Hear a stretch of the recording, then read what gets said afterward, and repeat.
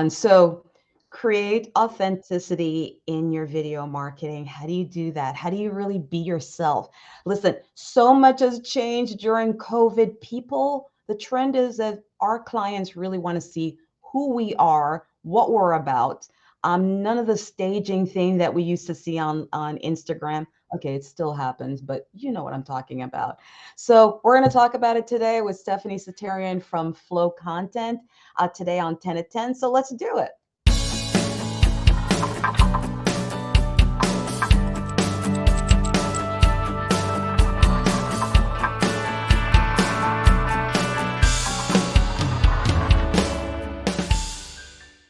Good morning. My intro was over the top this morning. So, video marketing. This morning, of course, my name is Paula Mattisonsierra, the host of the show and the owner of Power Marketing SF here in San Francisco. This morning, I have on the show Stephanie Shaterian from Flow Content. Um, Listen, you could stitch it together yourself, or you could actually have a video storyteller to do what they're supposed to and tell the story in a movie-like way that emits emotion and really shares who you are. Stephanie, thank you for being on the show this morning. Welcome. Hello. Thank you so much for Yeah. having me. I'm so excited to be here. Oh no, definitely. Or something before I even get started. I have so many questions. But how did you get into this in the first place? How did you arrive at this spot? Is this something you've done Mhm. for a while? Everybody's got a magical mystery tour that they go on to get where they land, right? But short Mhm. story is I actually started out on the other side of the camera. So Oh, I went to a high school for the arts in Baltimore. Tupac Shakur and Jada Pinkett Smith went to my high school and were also majors in acting. And oh. then I have my BFA from the theater school at DePaul University. And it's the reason why it's better to have a video storyteller right there. The show's over. Goodbye, everyone. All right, listen. Video has taken off over the last couple of years. Do you have any insight as to why? I mean, it's kind of the thing right now. It's on the top of the list. Oh, well, it is so funny that you say that because I have been working in the video content space since before 2013. 2013 is really when the bandwidth opened up so that Yes. everybody could start using it. I don't know if anyone remembers back that far. But I mean, honestly, I think the reason why it's so powerful is just there really isn't any other marketing tool that we have available to us that can as easily create an emotional response in the viewer. And as you know, as a marketer, that's the emotional response is what makes people do the thing. Yeah, no, you're absolutely correct about that. It's like to be able to, I saw a vid, and actually it was really a small video for a doctor's office. And I'm like, oh, I need to know that video storyteller because I'm sitting there waiting and it literally made me cry. I'm like, what's happening right now? Because patient is sharing their story about being in pain and how easy it was when they came to the doctor and how they explained everything. And it was, he's like, I thought that was it for me. Secretly, I thought my career was over. Like I would not be able to walk in a couple of years. And literally,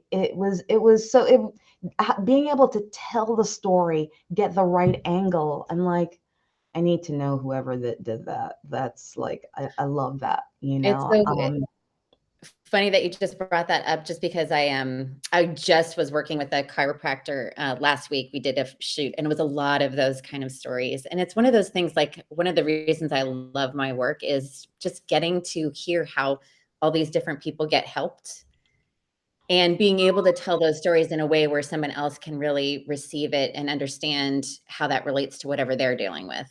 No, absolutely. There's no way around it. And like I said, there's so many fantastic services out there right now. Like I said, I mean, you don't even have to do your accounting right now. You don't have to hire an accountant. There's QuickBooks, there's this, there you can do it on your phone. You can do this. I think it's one of those things that you should just have the service, but also have an accountant. To me, it's the same thing with a video storyteller. There's a ton of things out there where we can create our videos ourselves right now. But I don't have the artistic eye. I'm not about to sit here all day. Even as a marketer myself, Stephanie, can you help me out with this? I mean, that just it makes no sense for me to sit down and invest that time when I could be running my business and doing some other things. You know what I mean? I don't have that kind of eye, and I don't see those angles, you know? So one of the things that I see a lot, Yeah, you're preaching to the choir. right? It's like one of the things that I see a lot though is people do this fantastic work with people like yourself, and they just put it on a website and then they walk away from it. How can they actually use this video? Because there's so much else, but I want to have them hear it from you. What other things can they be doing with this video? Yeah, well, there's really a lot of different places you can use it, and I think too, there's a lot of different ways we can use video. You can have video series, but if you were talking about just sort of like a starter piece or like a classic about or like welcome piece that kind of really lays out your value, a great place to use that in addition to your website would be you can use it in your email signature so that people who anytime you meet somebody that can be a reinforcing of your value in your emails. Certainly you can use it in social media. And I think what a lot of times people do is they post it once Yeah. and then never go back to it again. That's right. And anyone who's anywhere in social media knows that probably only like 5 people saw it the first time you posted it. So you can definitely don't worry about reposting it. Nobody's going to get bored. And certainly like if you do a lot of referral business. If you ever have send somebody a blurb and say, hey, here's a little bit about me, that's another way you can use it. All kinds of different ways. No, Speaking events. absolutely. Because it does become a great tool to give to your referral partners so they can refer you on, you know? I mean, I personally think also dropping it in your sales items as well to the client, like after you've had the pitch meeting or something like that, and you want a little deeper dive where you can literally just do a 30-second video, send that to them laid out nicely, about what else is it that you do. So yeah, Yeah, certainly. I used to have an after proposal video that I would send out just as a follow up, like just a reminder. Here's why you yeah. want to hire us. It's like I actually with mine, I do like a little, it looks like a newsletter below my little 30-second, 20-second, because I want to do as little speaking as possible. I just point downwards and go roll down the bottom of this newsletter. Please check out some videos from my clients. Hear them speak and share their experiences. And if you want to, right below that, schedule an appointment, because best to hear it from someone else. I can give you the overview, but that's how videos also work as well. So let's jump right into how do we make it authentic? Because I hear so many, oh, I want to do video, but I'm so scared. How can they make it authentic and come across as authentic in the videos?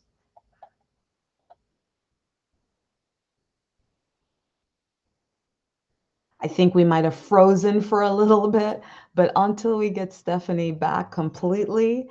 So, Stephanie, you there?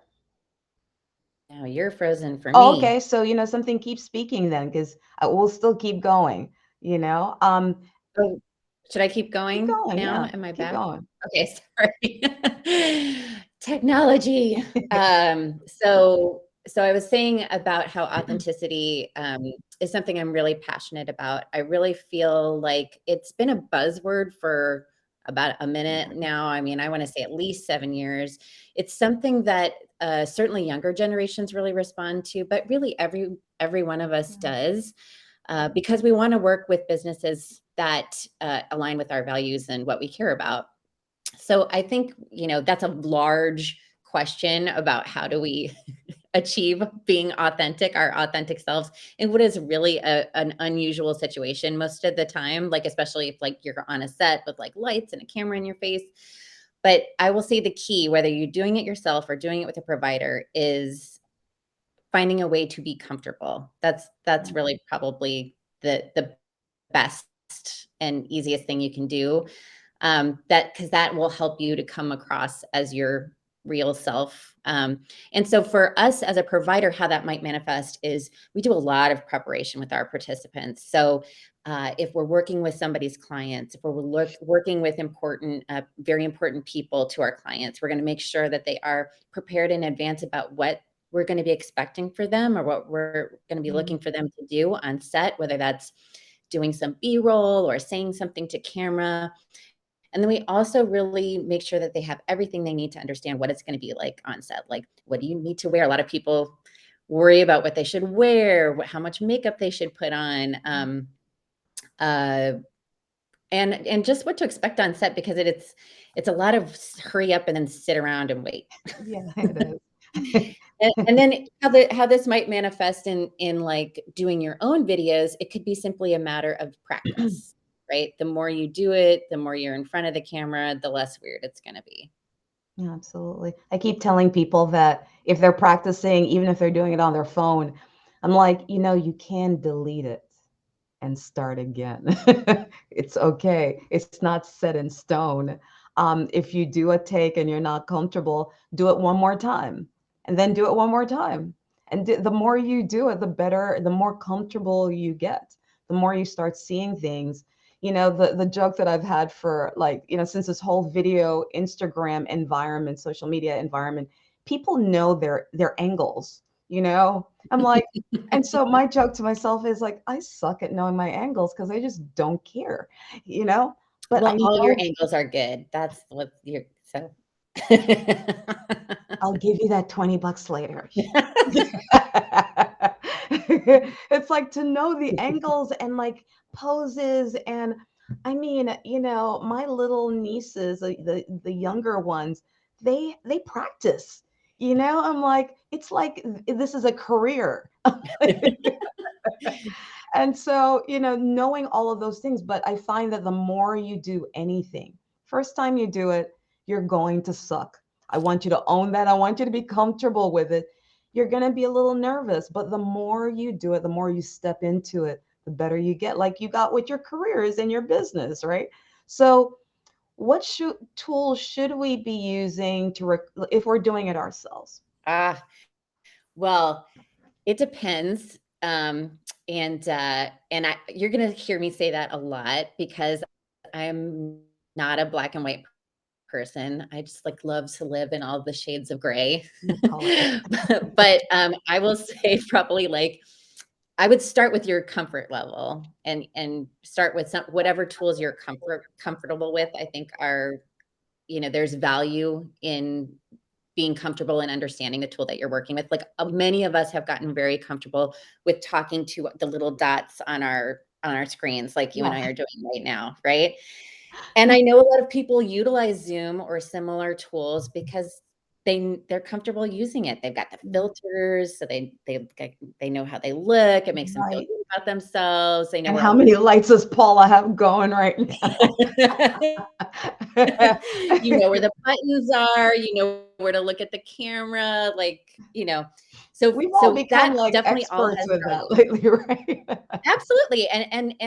And like I say, I don't want to downgrade that or say that there isn't a value to that. I will say, just as a video producer, the output that comes out of Zoom is not good.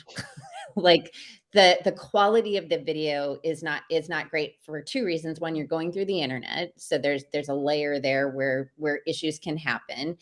And just the files that come out of Zoom are not even 1080p. So you'll notice that Zoom videos always have a bit of a grainy quality Yeah. to them. And that's just because it's not a high quality file.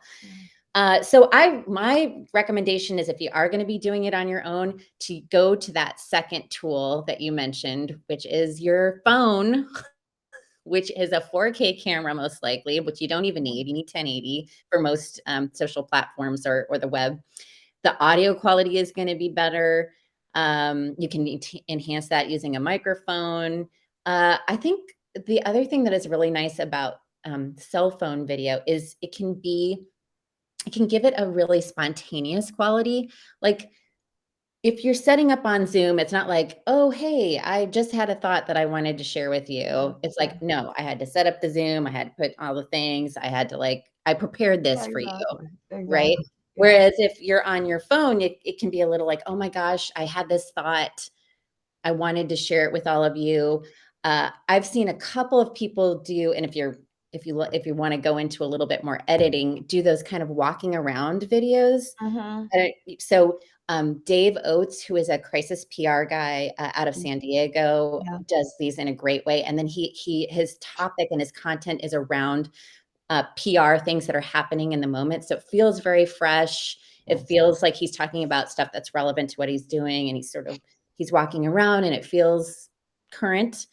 Another one who a business coach I know, Peter Dudley, also does a really great job of these kind of walking around videos, but it's in a more pensive way, more coaching, thoughtfulness. Yeah. Uh, and there's an accountant who I've worked with. We've done produced videos with Jeffrey Unalp, who's out of the Bay Area, who does some great things where he just turns on his cell phone and he's just sort of like, hey, this is not like a high quality thing I'm doing here, but I Yeah, just really wanted to share this yeah. point with you. And I think it gives it a nice kind of freshness to it.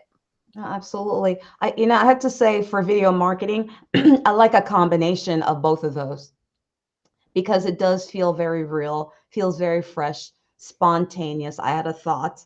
And then the nice, clean, picturesque ones where you're presented in a different way. You can highlight different things, you can have different captions on the screen. And so, no, totally. I personally, if you're going to do video marketing, I think a combination of the two would be a wonderful thing because, yeah, you're right. It's like I'm at the airport, a wonderful thought comes to me. I can't call Stephanie at that moment. I can pick up my phone though and do a quick, actually live video right to LinkedIn, or Facebook Live or Instagram or YouTube if you want to, and do that directly to those platforms. So I do love the access that we have over the last couple of years. It's really, it's been interesting what we have now. So when people tell me things like Yeah. they can't effectively run their business, I don't know how to. My joke to them is, have you ever heard of a little thing called the Google? You can go there. You can search for almost anything that you want now.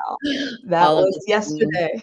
yesterday. Well, and to your point, part of it is your brand, part of it is value. And I should say too, those sort of like walking around videos that I was talking about, like in a lot of they're not actually spontaneous. They are planned. Like Yes. I will say, certainly with David's videos, he's cutting in footage or pictures of Oh, he is? stories Oh, that he's nice. relating Okay. to. But Yeah. it feels, it gives the feel But it's of like, hey, but I'm it's just still walking part of the around. plan. Yeah, it's Yeah. still part of the plan, though. I mean, I do my happy Mondays, and it's the same thing. I mean, I tell people, they're like, "Oh my God, it must take a long time to plan." It does not. I'm like, I don't have all day long to be on social media. Sorry, LinkedIn and the rest of you guys. I'm like, I do an hour. I think it comes out to maybe 2 hours for the entire week. So my happy Monday is 15 minutes. 15 minutes, I go, I find a quote that speaks to me and explains my learning for the week. I get on and I just hit because I'm never, listen, if you're going to put anybody under a microscope, no one's perfect. The lipstick's not going to be perfect that day. My glasses isn't going to be perfect. There might be a hair out of place. But that's one You of the might best. use a filler word. I know, right? Filter, do a filter. I'm like, honestly, something I still can't figure out the filter. So I'm like, just this is part of just being yourself. If you're so busy looking over the fence, trying to build your business based on what other people think, you're already this is not the turn off. Go somewhere else. Go to Instagram. There's some people telling you how to be perfect and do filters. But this is about being yourself. So I've been excited about the telephones lately because the video quality has been so on point. Is there any other equipment that you should have? I mean, maybe a tripod, but what else? Because you mentioned one word that my ears picked up, which is sound. Yes. So I would definitely say, if there's one thing you want to do that automatically up levels the quality of what you're doing is to use some sort of professional mic. But honestly, with the phone, even if you use earbuds, the mic on here, it's still going to be better than if you just, are talking to the phone. And the microphones on the latest phones have improved quite a bit as well. It's still going to be better than what comes through your computer for the most part. Oh, nice. Okay. And all right, so I know for folks, if they're uncomfortable, there's ways around it. Do you use a script or use a teleprompter? Like how do you I mean, because I have my phone, it's on maybe a stand or something. Where do I put the scripts? Where's the teleprompter Do you going? do you script your stuff when you No, do it, Paula? I do not. It's but that's my goal for myself of being able to stand up and just deliver my message. It's like a practice for me. But Yeah. remember, when I do Happy Monday, I've deleted a couple of times. Yeah. That's the nice thing about video if it's not live, right? You can do Exactly. other takes. I will say, in general, I don't recommend scripting, and Oh, memorize unless you are somebody that just feels like you have to do that to be comfortable, or you are very experienced and that's just how you like to work. And, and I say that just because in general, trying to, repeat back exact words, yeah. just adds another layer of stress that most of us don't need in what is, again, already like kind of a weird situation, especially if you're in a produced situation where you've got a camera, you've got other people looking at you, you've got lights in your face, or if even on your own, right? We can get really in our heads about like, oh, wait, that wasn't the word I wanted to say. Oh, now this. Yeah. Uh, and I will say what tends to happen, even if you do get it, is here's how it'll go. Like you don't get it the first couple of times, Yeah. then you start to get it, and then you say it the exact same way for 3 times in a row. And it does not feel authentic anymore. Like it Yeah. feels rehearsed. Yeah. Yeah. It just has a rehearsed quality to it. So what we usually recommend is the old bullet point method, which a lot of speakers use. So the idea is that you have your points, maybe even rehearse before you turn on the camera. So you have an idea of what it is that you want to share, but then you can kind of release that a little bit and do allow yourself to do it more than one time, give yourself a few takes. And so then it's kind of like in your body, but you're not locked into like the exact verbiage. And you mentioned teleprompters too, and I will say I'm personally not a huge fan of teleprompters. Really?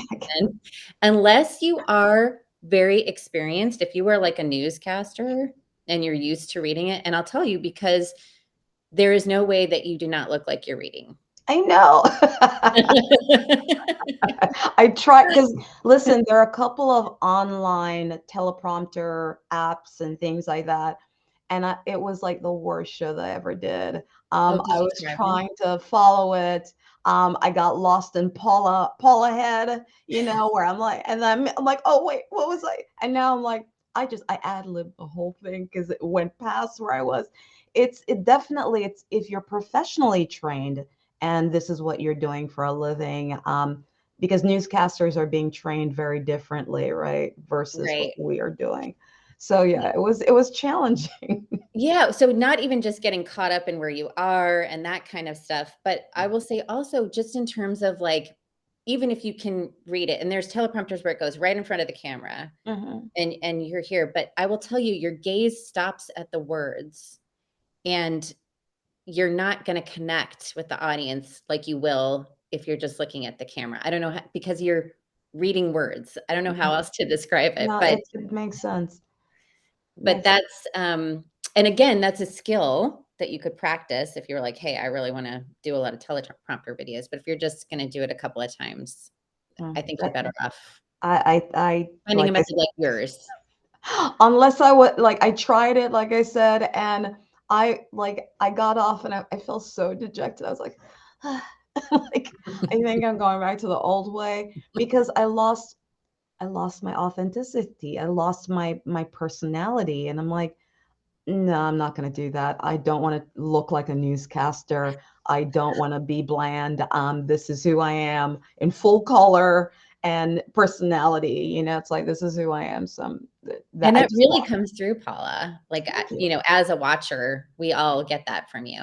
And I Mm, think too, like, you know, just another thing about reading off of a teleprompter is like you may think you are being very like emotional and you're coloring all your words because you are, but it mhm. does not reach your eyes. Yeah. Like, so you may see somebody who, like you, Paula, is like really has that authentic vibe that you're picking up off of them, but doing off a teleprompter It, uh, removes you from that. So mm. anyway, end of speech. Yeah, it's like, see, I thought you were gonna go the other way, being quite honest with you, because I'm like, well, this is all the professional equipment, right?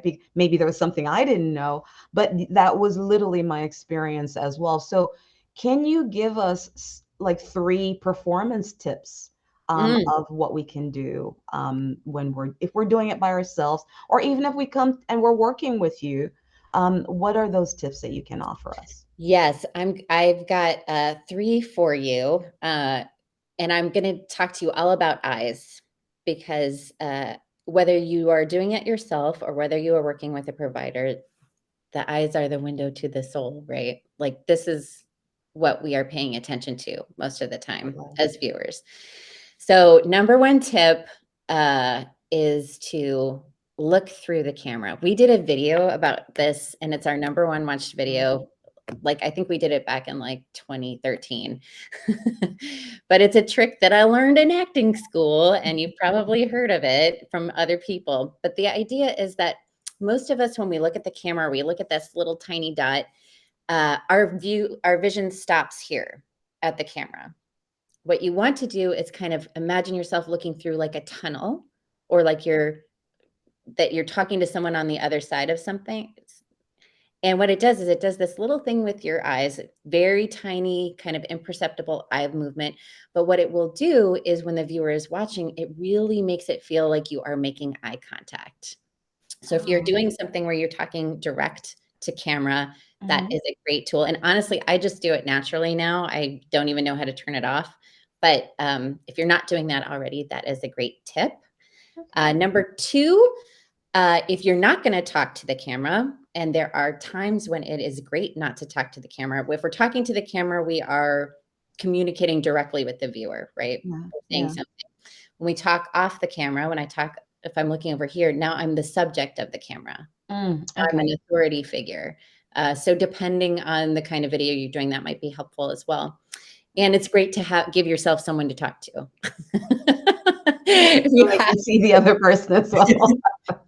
like a big part of the value of working with a provider is you have somebody there to bounce off of, right? Like a hard thing about doing our own videos is we're not getting any feedback. You and I right now are getting feedback from each other Yeah. that we're responding to, which helps give us our authenticity. Yeah. But if you have somebody there that you can kind of bounce off of, can give you facial expressions, so you're not like talking to a wall. That's super helpful. Uh, and the last tip I will say is that you do not have to stare down the camera the entire time you are talking. Mm. Mhm. It is actually very unusual that we are sitting here and making direct eye contact for like a minute straight.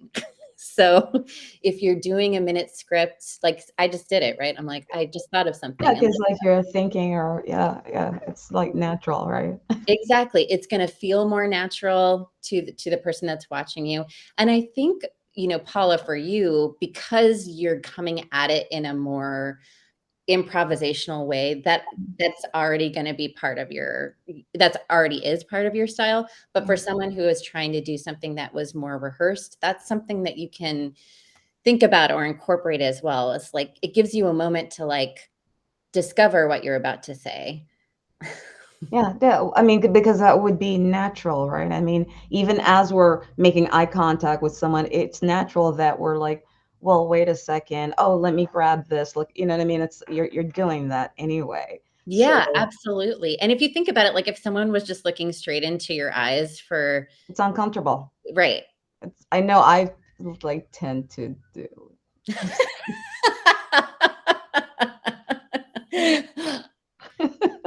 I don't know that I've but then I'm like, have Although I do have a tendency of like, a couple of years ago, I decided that when I'm listening to someone, I really want to be present.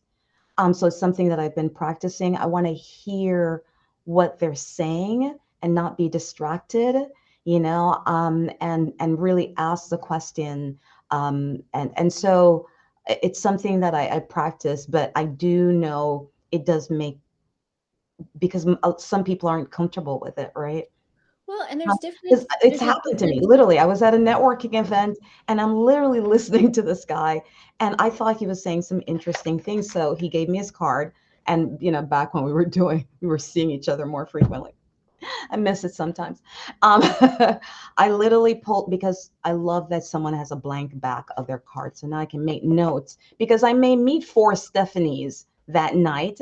Which one did I have that great conversation with again? So I like to make notes on the back, and I'm listening and I'm asking a question, and he goes, "Well, what are you writing down?" I go, "Stuff about you, so I'll remember you because I'm having a great conversation." And the conversation became about me and what I was doing.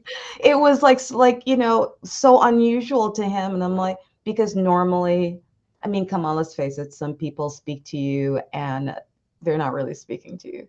So Right. I just Right. wanted to, I just did not want to follow the pack. So I like to really hear what someone's saying, so I can Yeah, but remember, you to know. your point, I think there's a difference between listening and when we talk. So, to me, that makes a lot of sense if you're looking and you're wanting to absorb what the person is saying. No, absolutely. All right, so my dear, recap those for us. There were three.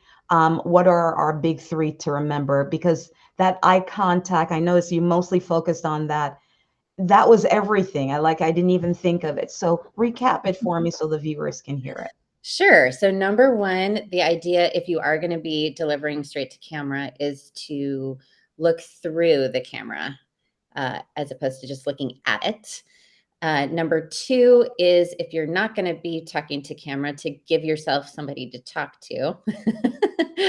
And number three is your eyes don't have to stare into the camera the entire time that you are talking.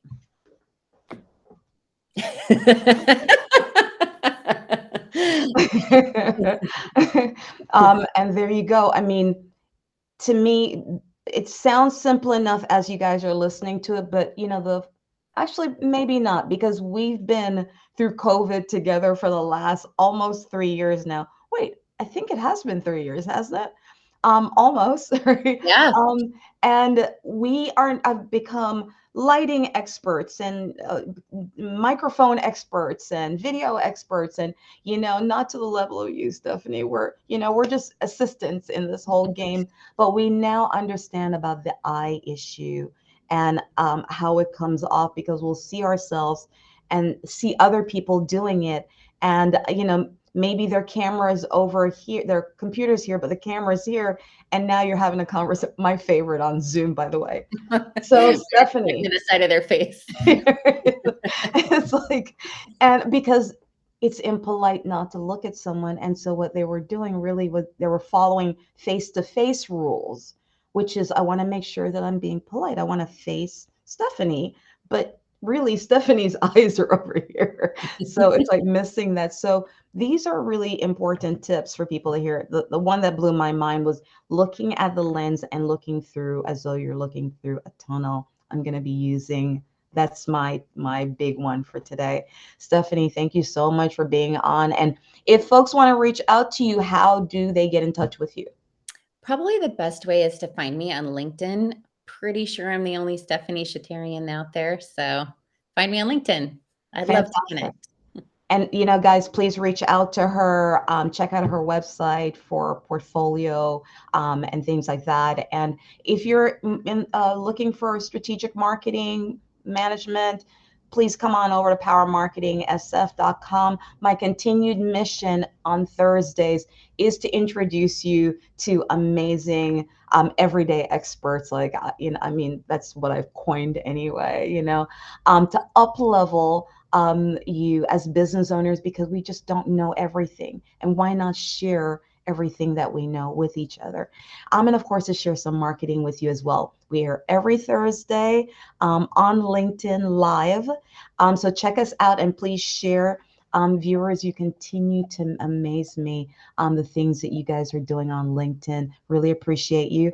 And I want to close out with a quote today, Stephanie, from Will Rogers, which is, "You never get a second chance to make a first impression." And I think that's everything with the video. Do it right the first time, listen to the rules, and go from there.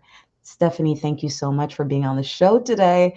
I appreciate it. And guys, I'll share Stephanie's information and everything in the link below. So if you want to get to her, you'll have a straight pathway over. Thank you so much. It was a fun show, fun having you on. And oh, by the way, because I know Stephanie's looking for speaking engagements. Oh, that's right. So I love okay, you'll love this title, everyone. The Real Real. Like, how good was that? Take care, everyone, and have an amazing rest of the day. Take care. Bye.